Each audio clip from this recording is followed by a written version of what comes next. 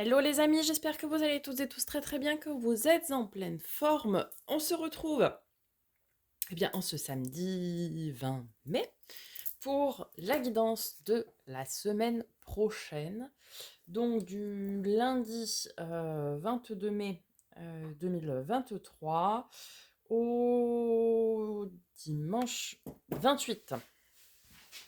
Merci par avance de liker, commenter, partager, vous abonner si ce n'est pas déjà fait. C'est votre manière à vous de soutenir la chaîne de façon totalement gratuite, ce qui me permet à moi de continuer cette belle aventure au quotidien avec vous.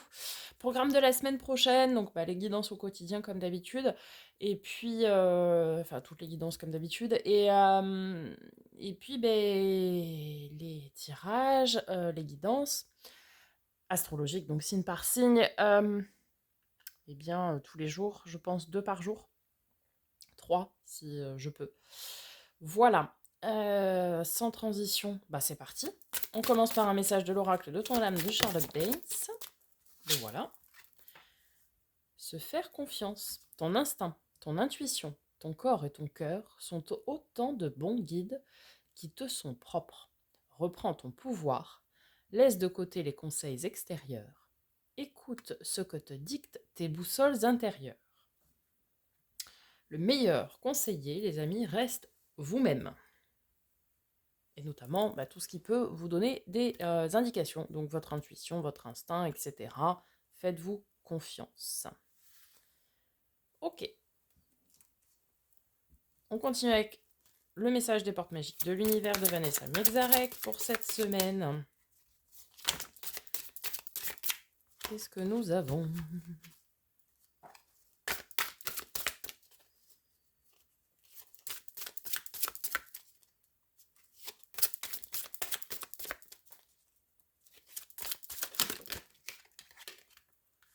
Le rayonnement lumineux. L'infinie puissance de votre cœur illumine votre chemin des possibles. Votre cœur... Je recommence, pardon. Votre cœur, les amis, c'est votre outil le plus précieux. Déjà parce qu'il est porteur de grande intuition. Vous savez, cet instinct. Quand on voit quelqu'un, je le sens pas, tout ça. Et quand on rayonne avec le cœur, tout est possible. Mais tout est possible. Allez. On continue les messages d'oracle avec l'oracle de l'éveil intuitif de Chris Semet. Qu'est-ce qui va nous accompagner cette semaine ? L'averse.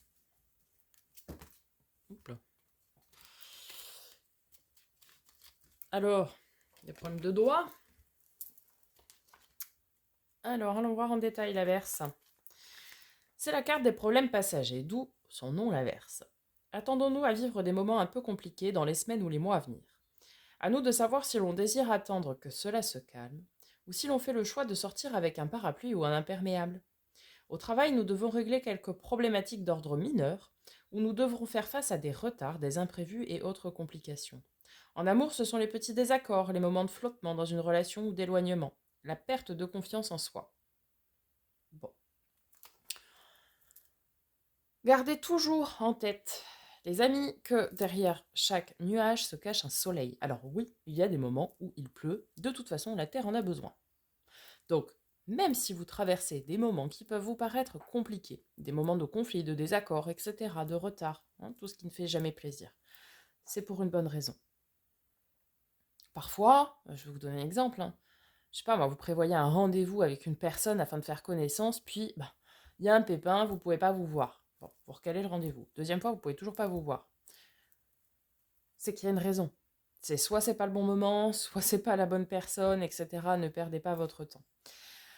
Il y a toujours des moments de vie qui sont un peu plus compliqués, certes, mais tout arrive pour une bonne raison. Ok ? Faites-vous confiance, misez tout sur le rayonnement de votre cœur, et tout vient à point. À qui sait attendre ? Allez, on va voir du côté du tarot. On commence comme d'habitude par le Starship Tarot. On va aller voir les énergies générales de la semaine, le challenge, le défi, la force et le résultat probable. C'est parti et on viendra recouvrir avec le second tarot. Vous en avez l'habitude maintenant. Voilà, j'ai les 3 énergies, c'est parfait.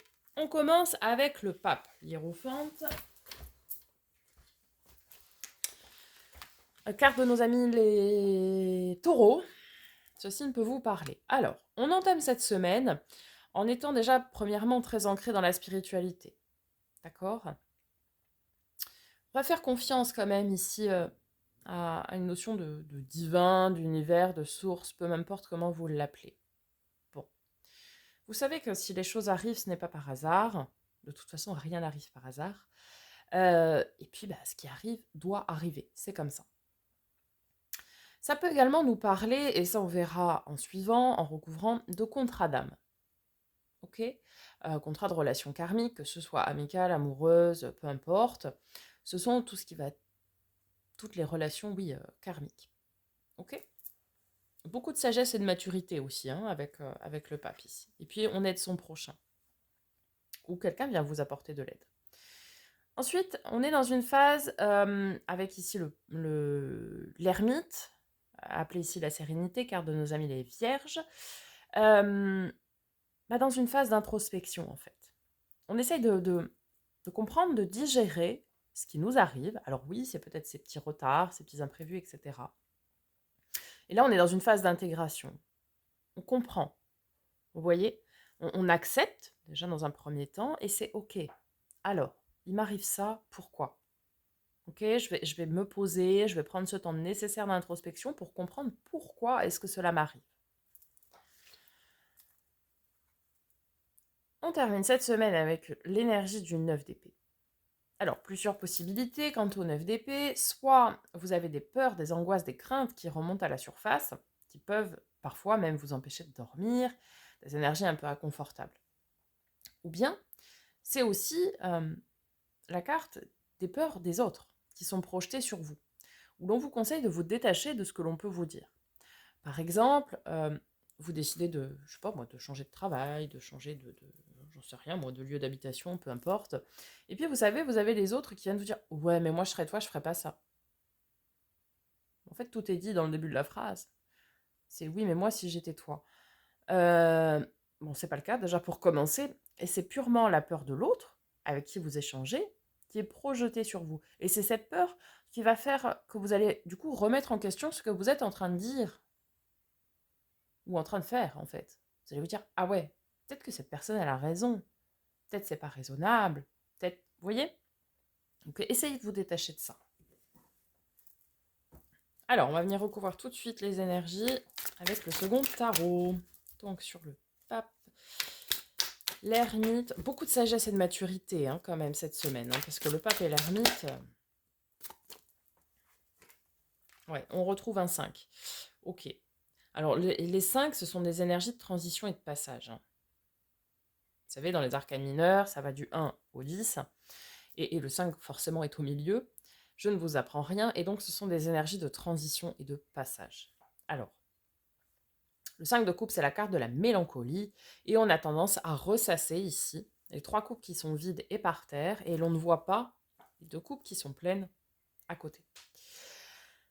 En fait, vous êtes en train d'essayer de comprendre, pour certains, ça va nous parler de chagrin relationnel, pas forcément amoureux, mais ça peut, en tout cas relationnel.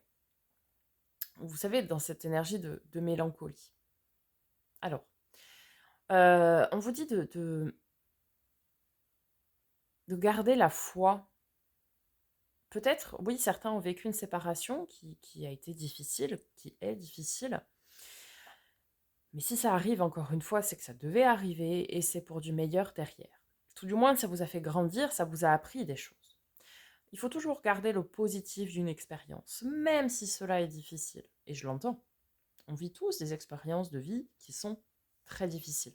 Mais c'est pour nous permettre de comprendre, de conscientiser et de grandir. Ok ? Donc là, en début de semaine, oui, on pourrait être dans des énergies un peu tristounes, un peu de mélancolie, etc. Mais faites preuve, faites ressortir votre maturité que vous avez en vous. Et de vous dire, ok, bon, ça m'est arrivé. C'est une chose. Maintenant, qu'est-ce que je fais? Est-ce que je reste enfermée là-dedans ou pas? Alors, sur... Voilà. Voilà les deux autres. Alors, nous avons le valet d'épée. Donc ça, c'est très très bien. Le valet d'épée, c'est la carte de la surveillance, entre guillemets. C'est-à-dire que euh, vous êtes en quête d'affirmation de vous ici. Je pense que certains ont un manque de confiance en eux. Et peut-être vis-à-vis de ce qui s'est passé en amont. Ça a remis en cause votre confiance en vous. Bon, alors, ici, on vous dit que vous allez avoir une phase d'introspection pour comprendre ce passage, cette épreuve de vie qui vous arrive. Et vous allez avoir l'aide, la protection et la surveillance de vos anges gardiens. Ok?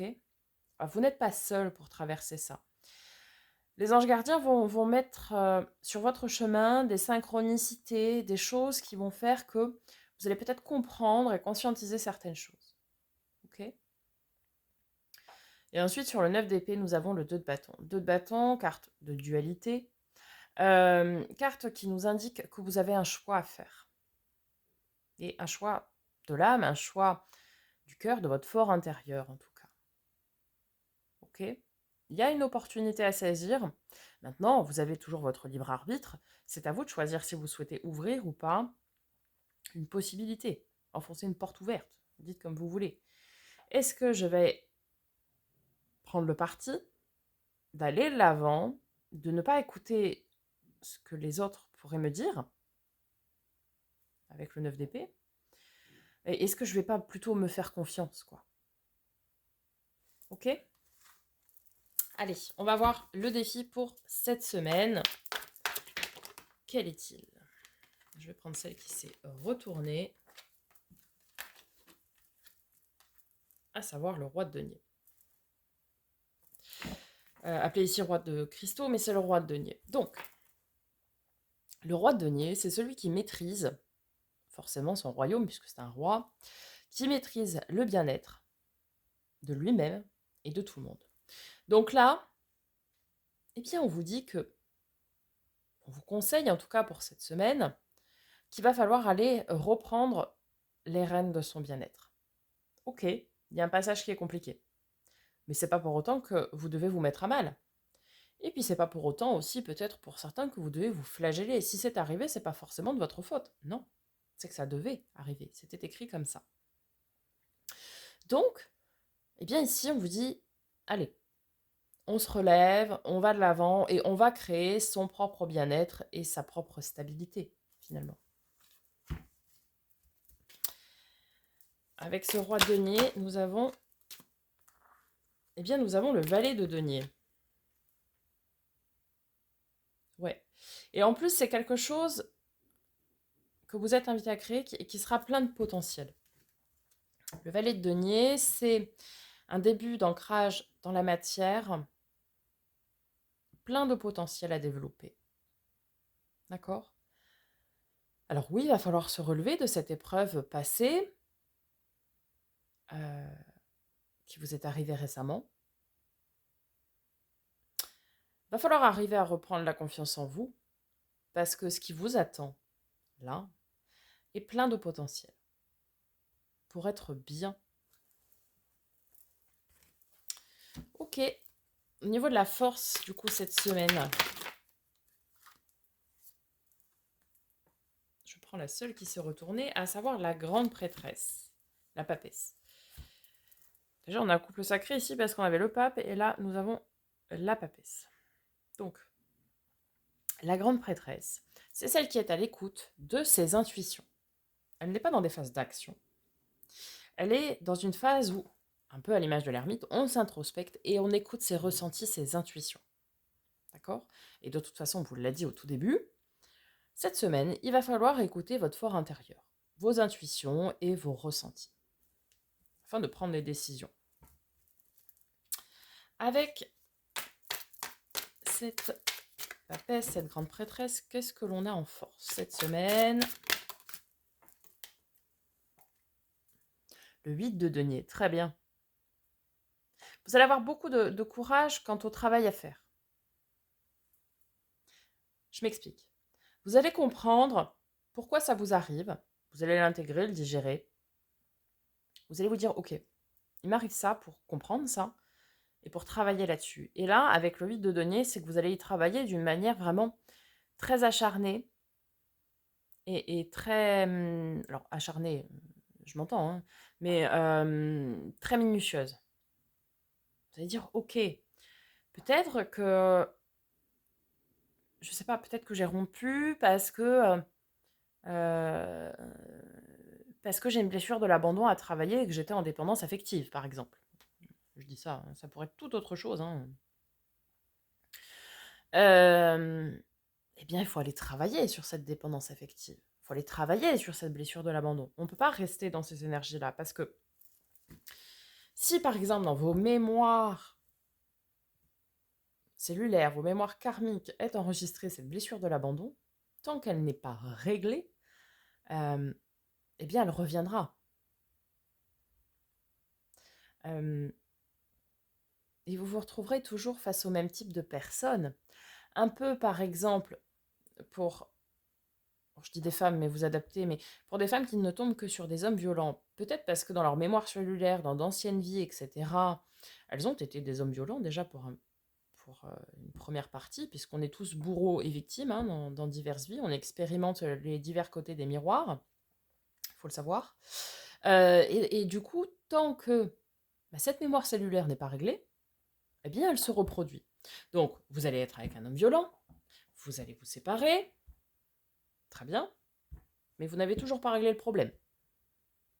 Donc, qu'est-ce qui va se passer? Eh bien, vous retomberez toujours sur le même type de personne, tant que le travail n'est pas fait derrière. Et donc là, vous allez comprendre, conscientiser quel est le problème sous-jacent finalement à cette tristesse, cette mélancolie. Encore une fois, peu importe le domaine, peut-être vous êtes triste parce qu'il y a un projet qui n'a pas abouti, peut-être vous êtes triste parce que vous vous êtes séparé d'amis, enfin de gens que vous pensiez être des amis, parce que cette semaine-là que l'on traverse, il y a beaucoup de faux semblants, d'hypocrisie, etc. Peut-être vous allez avoir un souci au niveau du travail, peu importe. Vous allez surtout chercher à comprendre pourquoi. Et une fois que vous aurez compris pourquoi, vous allez dire ok, bon, eh bien, j'ai ça parce que j'ai pas confiance en moi. Ok, pourquoi?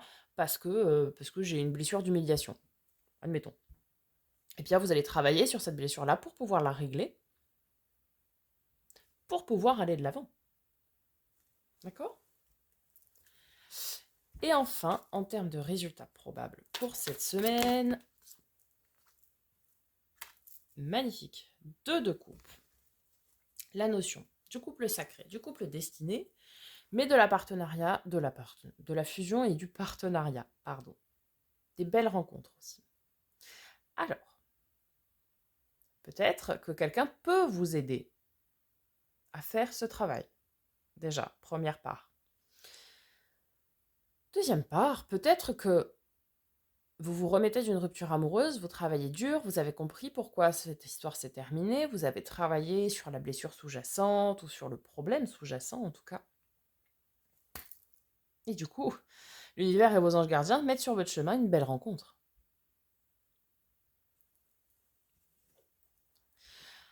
Et puis, bah oui, c'est cette notion d'aide, de partenariat. Ça peut être aussi dans le travail. Vous allez trouver quelqu'un qui va vous aider pour dépasser ce que vous êtes en train de traverser au travail. Je sais pas moi, un partenariat commercial, un, un collègue qui maîtrise le problème dans lequel vous êtes et du coup qui va pouvoir vous prêter main forte, par exemple. Encore une fois, vous adaptez. Pour d'autres, ça va aussi nous parler avec cette notion de contrat d'âme qu'on avait au tout début, que vous allez rencontrer, pour ceux qui sont concernés, eh bien, une relation qui était destinée, hein. Relation miroir, relation âme-flamme jumelle, relation d'âme sœur, etc. hein.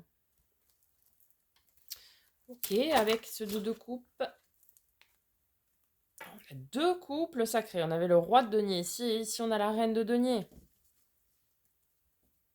On a des rencontres qui se profilent pour ceux qui sont concernés hein, en fin de semaine. À condition d'avoir bien travaillé sur les blessures à conscientiser et à travailler, et d'avoir aussi surmonté le défi qui était, je vous le rappelle, d'être bien. Pour ceux qui sont célibataires, la première chose à faire, ça reste de s'accomplir en tant que personne à part entière et de ne plus être dans le besoin d'avoir quelqu'un. Parce que si vous êtes dans une énergie d'attente et d'avoir quelqu'un, ça ne viendra pas, ou ce ne sera pas la bonne personne en tout cas. Le conseil qu'on peut vous donner, c'est si je suis célibataire, je m'aime, je m'accepte déjà, et je m'aime et je suis bien avec moi-même avant de vouloir partager quelque chose. Parce que si vous n'êtes pas bien avec vous-même, comment voulez-vous que quelqu'un partage quelque chose avec vous? Non. Donc la reine de denier, c'est celle qui écoute son fort intérieur pour être bien et être en accord avec elle-même. Donc vraiment, mais c'est intéressant parce que en début de semaine, on est vraiment sur des cartes plutôt d'introspection, reliées à la spiritualité, dans l'écoute, etc. Et en fin de semaine, avec tout ce denier, c'est-à-dire qu'on pose des pierres, on ancre dans la matière. Le denier, c'est ça, c'est tout ce qui est du domaine du matériel, des possessions, des projets, la réalisation, etc. C'est un ancrage dans la matière. C'est-à-dire qu'en début de semaine, on va vraiment beaucoup conscientiser. Ça va être des choses qui vont pas se voir. Et après, on va vraiment aller travailler réellement et ancrer dans la matière les changements qui nous incombent finalement. Voilà pour cette semaine les amis. J'espère que ça vous aura aidé, que ça vous aura parlé. N'hésitez pas à me faire un petit retour dans les commentaires. Je prendrai plaisir à vous répondre comme d'habitude. Je vous souhaite par avance une très très belle semaine, un bon week-end. Je vous dis à très bientôt pour de nouvelles vidéos et en attendant, prenez soin de vous.